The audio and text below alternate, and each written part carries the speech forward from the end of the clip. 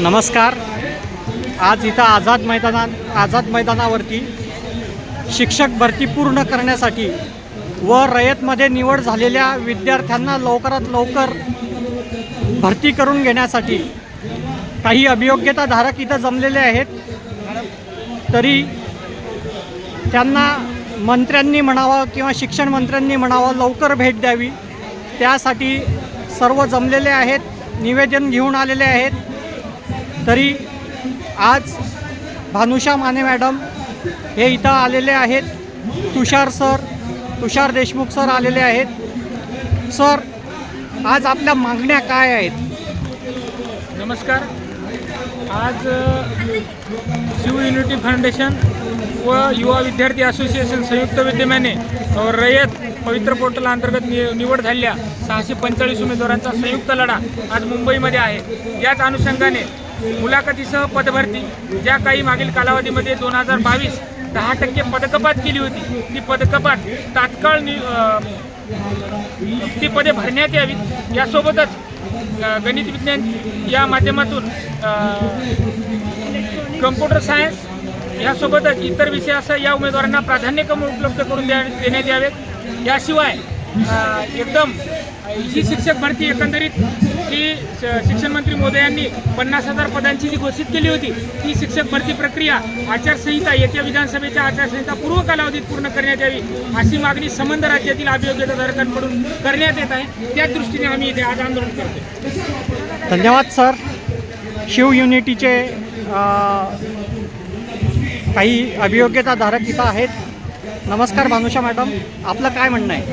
नमस्कार. प्रलंबित शिक्षक भरती विधानसभा आचारसंहितेपूर्वी व्हायला हवी, यासाठी आम्ही सर्व अभियोग्यताधारकांच्या वतीनं आझाद मैदान येथे आंदोलन करतोय. कारण आपण बघतो की आपण पावसामध्ये आंदोलन करतोय. गेल्या वर्षी याच वेळी पावसाळी अधिवेशनामध्ये आंदोलन केलं आणि त्याच्यानंतर कुठंतरी 11,000 ते 13,000 भरती झालेली आहे. परंतु अजून प्रलंबित शिक्षक भरती आहे जी आता झाली नाही तर 2017 साली जे सध्याचे शिक्षक आहेत त्यांची अवस्था होऊ शकते.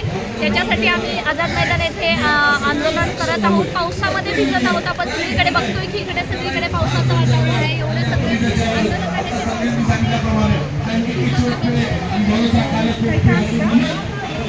त्यामुळे बऱ्याच अशा मागण्या आहेत. त्याच्यामध्ये प्रलंबित शिक्षक भरती लवकर पूर्ण करा, 10% पदकपात असेल, त्याच्यामध्ये कम्प्युटर सायन्सचा विषय असेल, कलाखंड शिक्षक आहेत, उर्दूचा ओपन राऊंड आहेत, म्हणजे एकंदरीत सर्व शिक्षक भरती आहे जी राहिलेली आहे. त्याच्यामध्ये मराठी माध्यमांचा गोष्ट आहे, मुलाखत राऊंड आहे, त्याच्यामध्ये त्यांना ऑप्शन देणं, तो कधी कंप्लीट होणार? कारण आता आचारसंहिता लागू शकते सप्टेंबरमध्ये आणि ऑगस्टमध्ये इलेक्शन्स आहेत ऑगस्टच्या नंतर. त्याच्यामुळे लवकरात लवकर हे जी शिक्षक भरती आहे ती पूर्ण करा. या मागणीसहित शिक्षण सेवक पद रद्द करा, याच्यासाठी आम्ही आझाद मैदानमध्ये आंदोलन पुकारलेलं आहे. आणि आम्ही आता सध्या निवेदन पण देत आहोत. विधान भवनामध्ये सुद्धा जे अधिवेशन चाललेलं आहे तिथं सुद्धा मुद्दा उचलावा, याच्यासाठी आम्ही प्रयत्न करत आहोत. सर्व अभियोग्यताधारकांना न्याय मिळावा याच दृष्टिकोनातून आणि प्रामाणिक हेतूतून आम्ही पावसात भिजत आहोत, याची सर्वांनी नोंद घ्यायची आणि जास्तीत जास्त जेवढी प्रसिद्धी माध्यमातून जेवढी प्रसिद्धी होईल तेवढी करा, जेणेकरून सरकारला जाग यायला पाहिजे. सरकारच्या गलथान कारभारामुळे अगदी 70 जवळपास जागा रिक्त असताना सुद्धा 30,000 शिक्षक भरती करू असं सांगितलं असताना सुद्धा त्याला 1.5 वर्ष उलटून गेली, परंतु भरती होत नाहीये आणि ती व्हायला पाहिजे अशी आमची प्रामाणिक मागणी आहे. ती सुद्धा आचारसंहितेच्या पूर्वी अशी आमची शासनाला विनंती आहे. धन्यवाद मॅडम. आता काही अजून एक अभियोग्यताधारक आहे. मॅडम, आपलं काय म्हणणं आहे? नमस्कार. केसरकर साहेबांनी गेले 1.5 वर्षापूर्वीपासून ते बोलत आहेत की आम्ही शिक्षक भरती पूर्ण करणार आणि शिक्षक भरतीसाठी त्यांनी 2 टप्पे सांगितले होते, 31,000चा आणि 21,000चा. पण अजूनही अद्याप 30,000चा जो टप्पा आहे तोही पूर्ण अजून केलेला नाही आहे.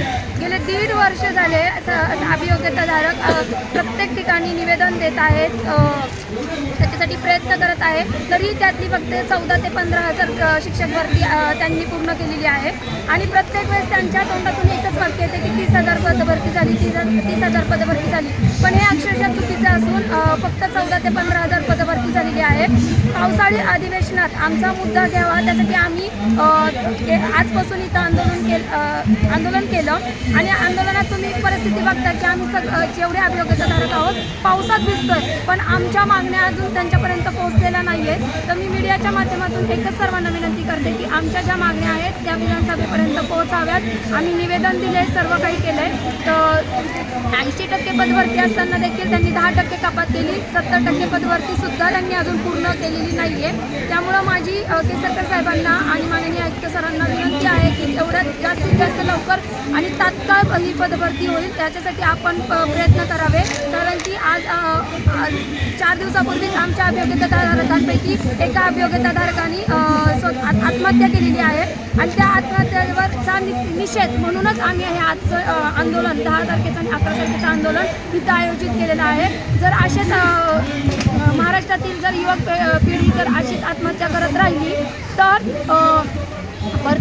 भरतीनंतर होऊन उपयोग होणार नाही आहे. त्या वेळेला त्या गोष्टी होणे गरजेचे असते. त्यामुळं केसरकर साहेब, मी तुम्हाला खूप हात जोडून विनंती करते की जी उर्वरित पदभरती आहे ती विधानसभा आचारसंहितेपूर्वी करावी. आम्ही आमच्या संघटनेतर्फे ज्या मागण्या केल्या आहेत त्या त्वरित तुम्ही पूर्ण कराव्या असं मी सर्व महाराष्ट्रातील अभियोग्यता धारकांच्या वतीने तुम्हाला विनंती करते. धन्यवाद. नमस्कार. 2017ची प्रलंबित राहिलेली पदभरती लवकरात लवकर पूर्ण करण्यात यावी. कारण की 2022-23 आता सध्याची भरती चालू आहे, पण त्यावेळेच्या मुलांचे एज बार होत चालले आहे, वय वाढत चाललेलं आहे, फ्रस्ट्रेशन सर्वांचं वाढत होत आहे.